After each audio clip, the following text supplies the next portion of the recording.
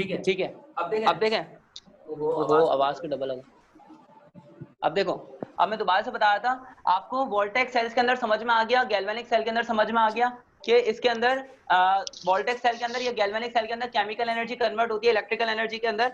अब देखो इसकी एग्जांपल आपको पता है, हमारे जो ड्राई सेल होता है, हमारी घड़ियों के अंदर, हमारे जो रिमोट के अंदर जो सेल लगते हैं, उस सेल के अंदर केमिकल होता है। वो केमिकल क्या कर रहा होता है, जब उसका सर्किट कंप्लीट होता है, कैथोड और एनोड के साथ में सर्किट कंप्लीट होता है, तो वो केमिकल क्या करता है, इलेक्ट्रिसिटी आगे सप्लाई करना शुरू कर देता है, तो वो केमिकल एनर्जी कन्वर्ट कर रहा होता है इलेक्ट्रिकल एनर्जी में। और सेम काम हमारी बैटरी कर रही होती है। बैटरी के अंदर केमिकल होता है, यानी पानी होता है, वो पानी और क्या नाम है, इसके अंदर कुछ केमिकल्स होते हैं जो कि अपने अंदर इलेक्ट्रिसिटी को स्टोर करते हैं, और फिर रिचार्ज जब ये हो जाती है तो वापसी इलेक्ट्रिसिटी सप्लाई करना शुरू करती है। यानी केमिकल अपने अंदर पहले इलेक्ट्रिकल एनर्जी को स्टोर करते हैं और फिर वो केमिकल एनर्जी वापसी इलेक्ट्रिकल एनर्जी में कन्वर्ट होना शुरू हो जाती है। क्या आपको मेरी बात समझ में आई है? समझ में आ गई बेटा आपको मेरी बात? अब इलेक्ट्रोलाइटिक सेल किस चीज के लिए यूज होता है? इलेक्ट्रोलाइटिक सेल के दो मेन यूज बताएं, इसके दो मेन यूजेस बताएं। इसके दो मेन यूजेस कौन कौन से हैं? कोई आपके ध्यान में आ रहा है?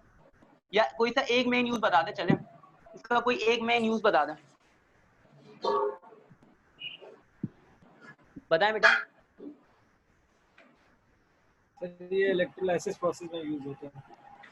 इलेक्ट्रोलिसिस के प्रोसेस के अंदर, इलेक्ट्रोलिसिस के प्रोसेस के अंदर ये यूज होता है। शाबाश मुइन, आपने मुझे सही बताया। अच्छा, इसका एक और यूज है, किसी और के ध्यान में वो वाला यूज है? चलो मैं बताता हूँ, इसका दूसरा यूज होता है इलेक्ट्रोप्लेटिंग। इसका दूसरा यूज क्या होता है भाई?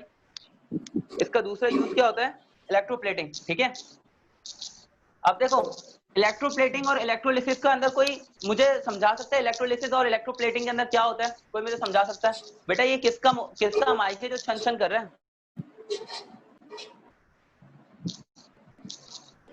अल्लाह अकबर, ये पता नहीं किसी का जो है माइक छन छन किए जा रहा है। अच्छा, आप मुझे बताओ इलेक्ट्रोलिसिस में और इलेक्ट्रोप्लेटिंग के अंदर क्या फर्क होता है, मुझे समझाओ जरा।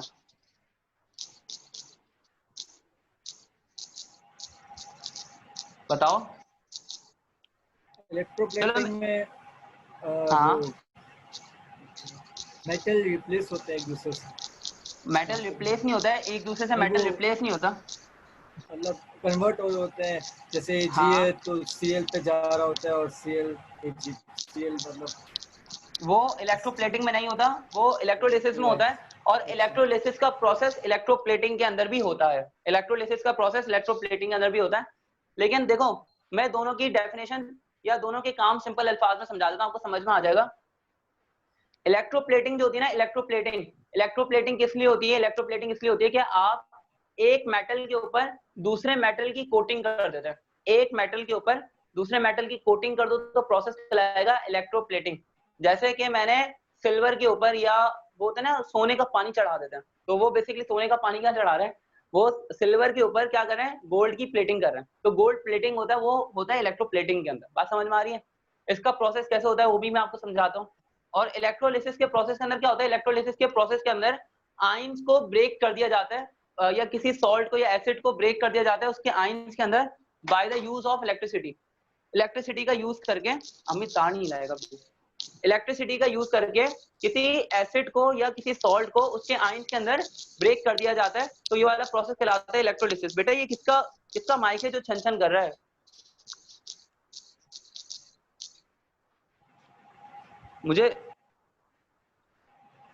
मुझे लग रहा है कि ये मुइन आपका माइक है जो बार बार शोर कर रहा है, मुझे ऐसा लग रहा है, पता नहीं क्यों। देख लो भाई। अच्छा देखो, मैं यहाँ पे समझाता हूँ। जैसे पहले मैं समझा रहा हूँ इलेक्ट्रोलिसिस का प्रोसेस समझा रहा हूँ। क्या मैं इलेक्ट्रोलिसिस का प्रोसेस समझाऊं ना? देखो इलेक्ट्रोलिसिस का, नहीं ये छन छन क्या, समन अपना माइक ऑन ऑफ करिएगा बेटा, समन अपना माइक ऑफ करिएगा।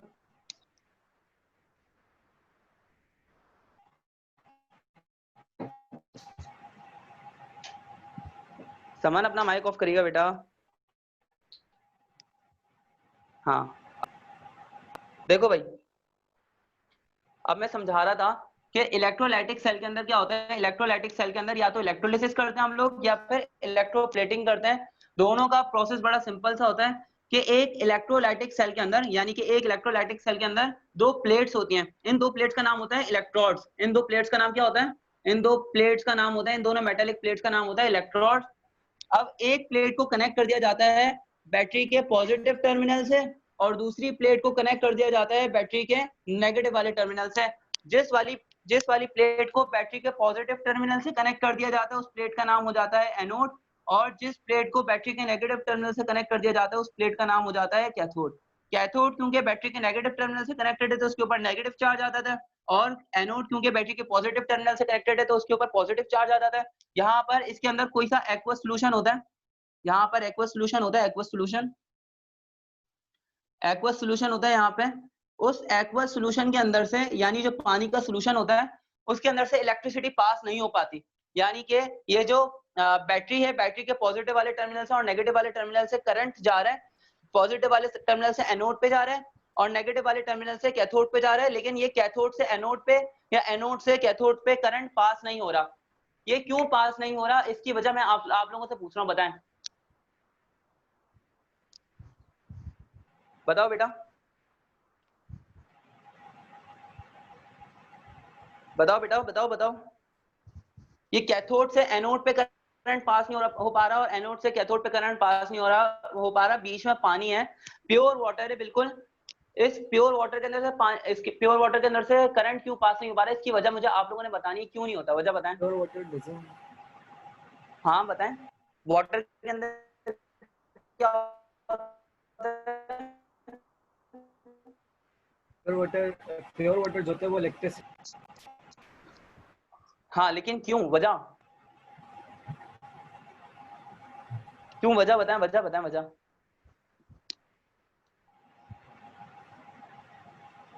अच्छा देखो, प्योर वाटर के अंदर से मैं बता देता हूं, अगर कोई किसी को मेरी आवाज बिल्कुल क्लियर ना आ रही हो ना, उंजिला आप बीच में चली गई थी, अगर किसी को मेरी आवाज क्लियर ना, हाँ किसी को मेरी आवाज क्लियर ना हो रही हो ना तो मुझे बता देना, रोक के मैं उसको रोक के दोबारा से सेट करके बता दूंगा। देखो प्योर वाटर के अंदर, यानी जो बिल्कुल मीठा पानी होता है या जो डिस्टिल्ड वाटर होता है, उस पानी के अंदर ना आयंस नहीं होते हैं, उस पानी के अंदर आयंस ना होने की वजह से इलेक्ट्रिसिटी पास नहीं हो सकती। अब इसको आसान से एग्जाम्पल से समझाता हूँ, आपको समझ में आ जाएगा।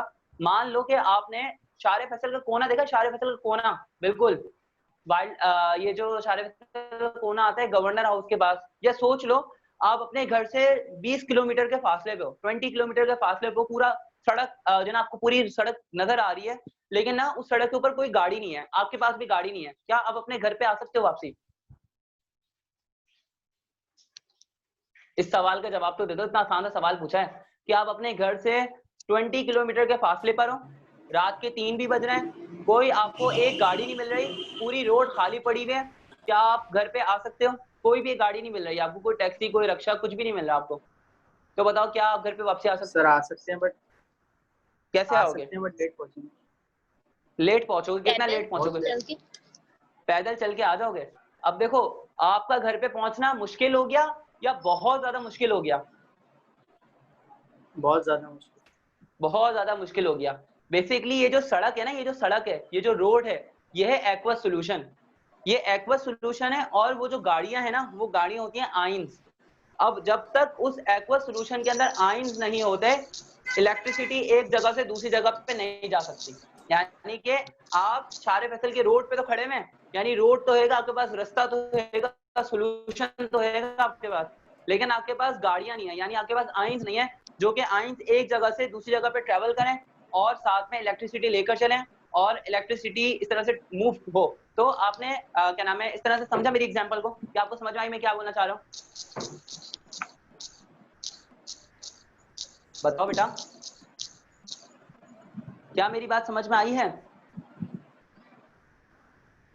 अबे यार तुम लोग क्या करते हो, तुम लोग इतना सुन हो जाते हो एकदम से कि बस बेटा बता दो, इतना ही बता दो कि मेरी आवाज आ रही कि नहीं आ रही? आ रही है। मैं ये बोल रहा था कि प्योर वाटर के अंदर आयंस नहीं होते, उन आयंस के ना होने की वजह से इलेक्ट्रिसिटी ट्रेवल नहीं हो पाती। क्या आपको ये वाली बात समझ में आई है? Yes sir.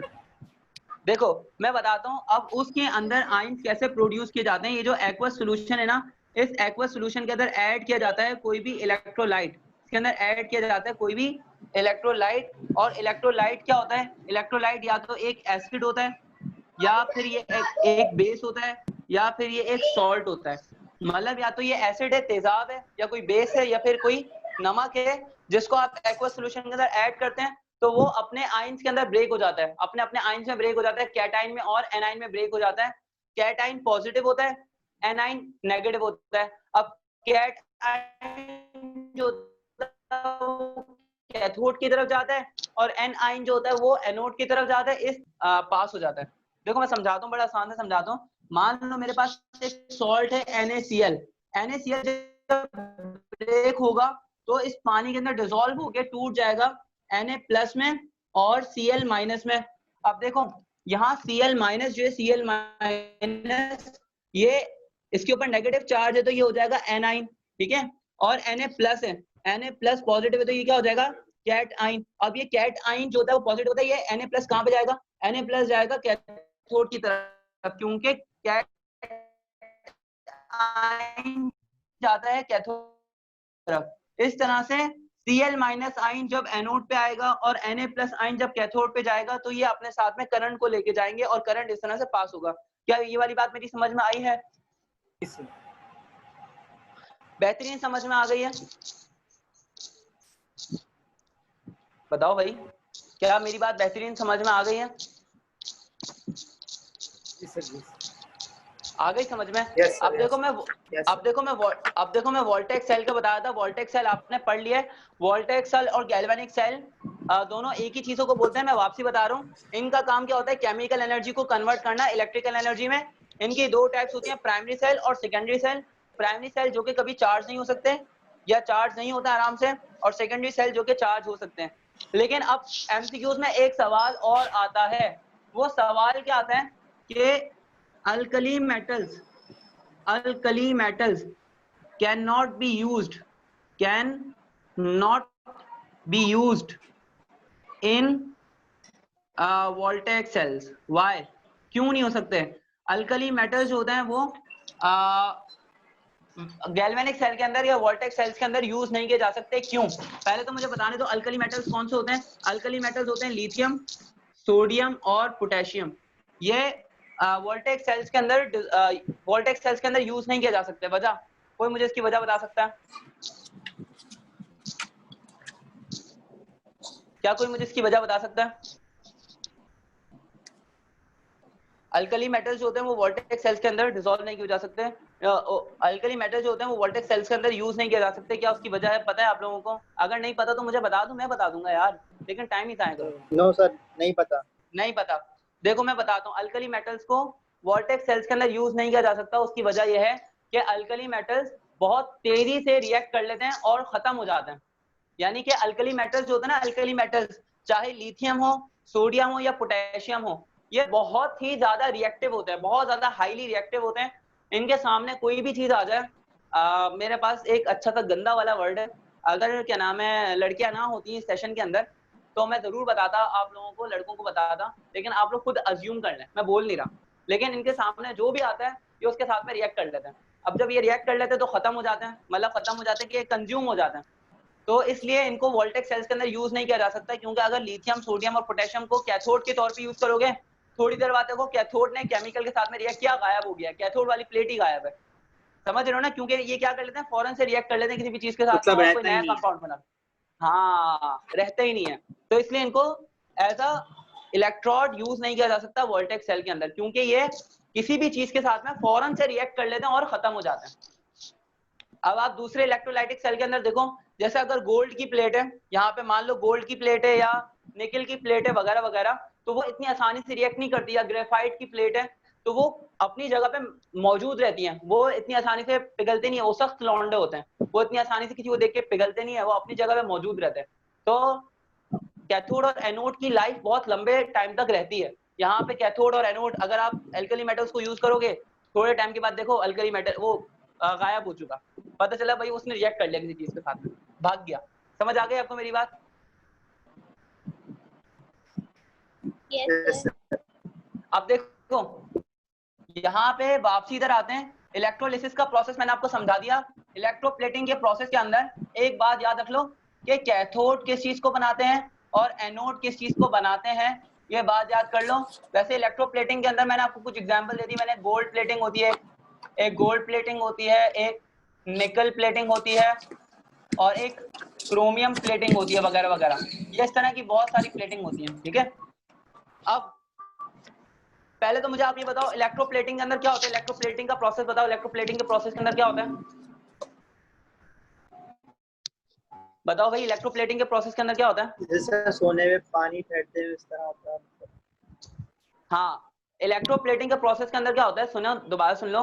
इलेक्ट्रोप्लेटिंग के प्रोसेस के अंदर एक मेटल के ऊपर दूसरे मेटल की कोटिंग कर दी जाती है।